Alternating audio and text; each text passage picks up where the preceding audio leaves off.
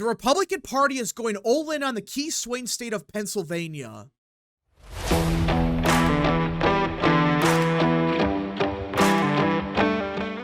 What is up, people of the internet? It is me, Real American, back again with a new video, and today we have to talk about the 2024 presidential election because Republicans are going all in on the key swing state of Pennsylvania. Now I know, that seems very obvious. Like, of course, it's Pennsylvania. You win the Commonwealth, more than likely, you're winning the presidency. So it's no big surprise that the Republican Party, and of course Democrats, they're pouring hundreds of millions of dollars into Pennsylvania.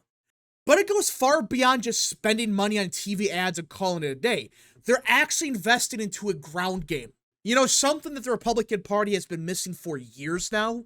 Yeah, it appears the GOP is finally waking up to the fact that, oh, wait a minute, you win elections by having a good ground game.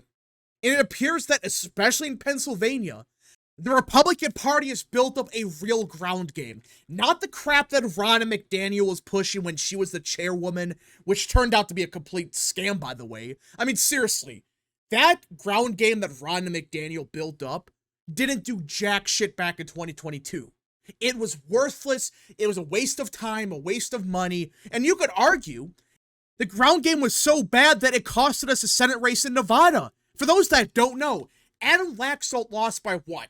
A couple thousand votes? It was a very close race.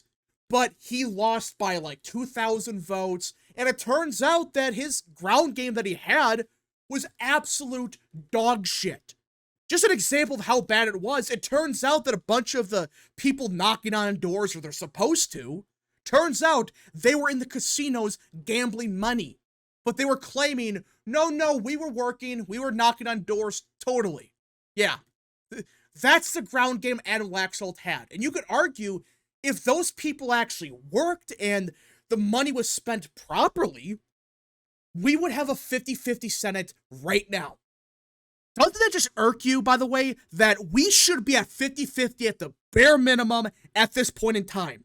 But the Republican Party was either lazy, incompetent, corrupt, probably all the above, that they costed us a Senate seat in Nevada, when all you had to do was have a proper ground game. If you would have had a proper ground game, at least in Nevada, we would for sure have the Senate majority in 2024. But the RNC before Michael Whatley and Laura Trump took over was such a disaster that all that money they raised for a ground game, in quotation, it all vanished. No one knows what happened to the money. It disappeared. It's a complete joke. And it seems like the Republican Party, they learned from their mistakes. Mostly because you got Michael Whatley running the show, who knows what the hell he's doing. Now, I want to be clear that the ground game the Republican Party is building, it's still not perfect, obviously. It's still new. So there are problems with it right now. But the problems the GOP is having right now is nowhere near as bad as it was back in 2022, back in 2020, where, oh yeah, the ground game was actually net negative. Here it's, you know, some problems here and there, but within a couple of weeks, maybe they're resolved. Either way, the Trump campaign and even the Republican Party, they've built up a good ground game, especially in Pennsylvania, which makes sense. If you win Pennsylvania, especially if you're Trump, you're probably winning the presidency. And they're going all in. They're not just saying, yeah, we have a ground game and calling it a day. No, they are proving they have a ground game right now. Look at this. They are making a big push for mail-in voting. That's not a misquote. That is what they're doing right now, especially in Pennsylvania, which makes perfect sense. Because Pennsylvania is one of those states where if you lose the mail-in voting by 70 points as a Republican, you can't win. You just can't. And the best example is in 2022 with Fetterman versus Oz. Remember what happened here? Fetterman had an awful debate performance, and if it wasn't for early voting, he would have gotten absolutely crushed. But the problem is, he banked in so many votes before the debate that he was able to win by 5 points. Look at this. He won by 5, despite having an awful debate performance. I mean, that's worse than Biden. It was that bad. But, or you could actually argue it's one of the two, but either way, it was such a pathetic debate that Mehmet Oz surged in the polling. But the problem is, Fetterman had so many votes banked already that it didn't really matter. And you look at the exit polling, Mehmet Oz won by 15 points on election day. Problem is, he lost mail-in votes by 54, or 56, I should say. Early in person, by 15. That's why Oz lost. If it wasn't for the debate being so late, he would have won by like 5 points. I'm being dead serious. It was such a disaster for Fetterman that every poll agreed he went down like 10 points overnight. It was a complete disaster, but the problem is, well, Democrats had so many votes banked in right off the bat that it really didn't matter what Oz did. And that's the reality of it. And the Republican Party, they finally realized, hey, wait a minute. We can actually use early in person. We can use mail-in voting, especially in Pennsylvania. Because if we don't, Democrats could have so many votes banked before Election Day that if we don't have perfect turnout, if we don't have a perfect margin of victory, we're not winning Pennsylvania. Therefore, we're probably losing the election. That's why it's a big deal that the Republican Party, they finally realized, you know what, maybe we should in fact do something with mail-in voting. Maybe that's a smart idea. We need to do so because if we don't, well, look what happened in 2022. Democrats had so many votes banked right off the bat that it didn't matter what Oz did. It was over from the get-go. That's the reality of it. You have a third of the vote coming before Election Day, and you cannot lose by 20 to 50 points. That's not sustainable. You cannot afford that as a Republican. And they finally learned from that. They finally realized, okay, we need to vote as early as possible, get as many people as possible to vote early, whether it's in person, whether it's by mail, whatever means possible, get these people out to vote. Now, encouraging people to vote early is one thing, but actually getting people out to vote early is a completely different story. And it seems like, at least in Pennsylvania, that's exactly what the Republican Party is doing. They have built up a brand new operation for ballot chasing. Yeah, the Republican Party is actually going to have a ballot chasing operation in Pennsylvania, and I believe in other states as well, but the big focus is Pennsylvania and I believe Arizona, which obviously that makes sense. Those are two states that you have to win. And the Republican Party, they're going all in on voting early. They're making these people vote early, chase their ballots, legally of course, and that's how you get these people out to vote. Whatever means possible, do it legally. But I would argue that the most impactful part about this plan is who they're targeting. Like, yeah, it's good that they're encouraging people to vote early. It's good that they are trying to get people to vote no matter how. They have a ballot chasing program. That's good. But who they're targeting in particular might be the best part about this entire plan. They're targeting 3 key groups: the Amish, truck drivers, and hunters. Yeah, those are the 3 main groups that the Republican Party, and I think Scott Presser as well, they're making a big push for. The Amish, hunters, and truckers. You know, 3 groups that they scream Trump voters. But the problem is, especially the Amish, is they don't vote. They don't vote at all. Truck drivers, they don't vote as much either because, well, they're truck drivers, obviously. So they're probably not at home during Election Day. But what if you make them vote early? Make them vote by mail? Well, that's 80,000 truck drivers in Pennsylvania. That's 80,000 Amish voters, or 90,000, I should say, in Pennsylvania.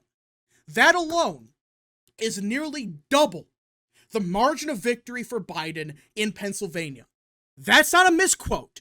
You have 170,000 voters that we know damn well would lean heavily towards Trump that either don't vote or just are not registered to vote at all. That's just 2 groups. That's not including hunters, which, according to Scott Presser, it's some crazy amount. Yeah, right here. Pennsylvania has 930,000 hunters, but 30% of those hunters are not registered to vote. Yeah, that is 300,000 voters that are pro-gun, obviously, that are not registered to vote. How would you think those people would vote? Just, it's common sense.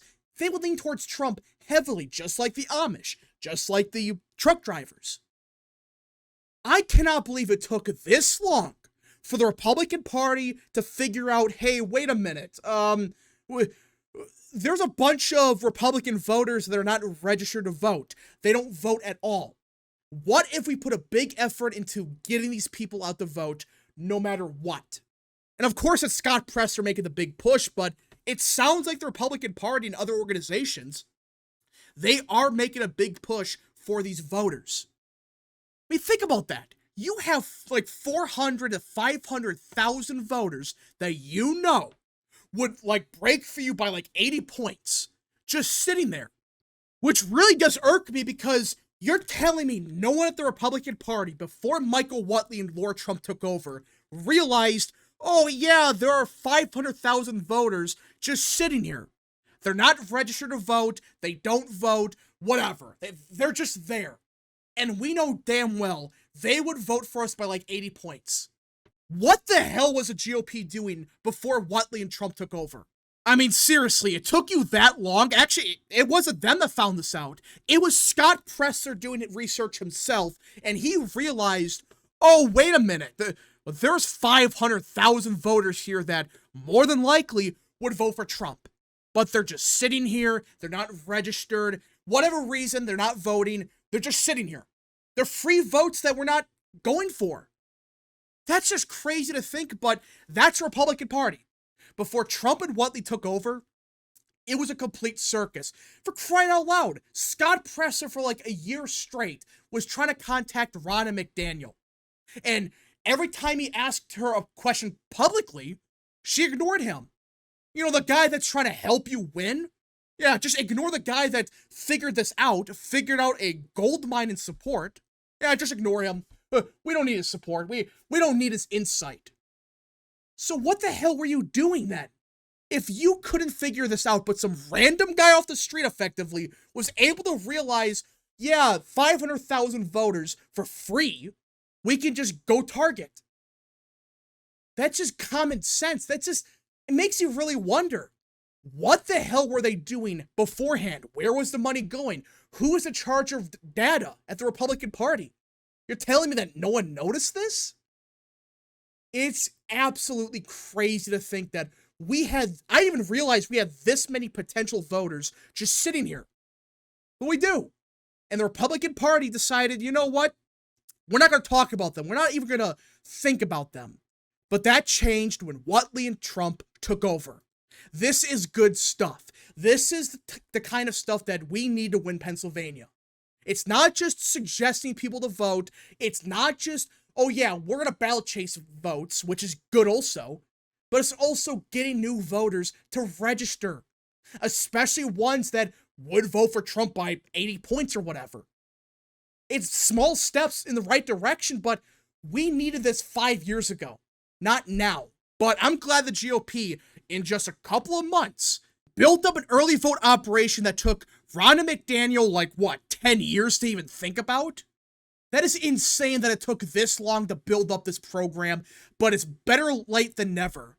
Anyways, folks, thank you so much for watching. If you guys did enjoy this video, smash the like button down below, subscribe, share with your friends, hit that little bell, follow the social media accounts in the description down below, and of course, join the channel today. Godspeed to all of you.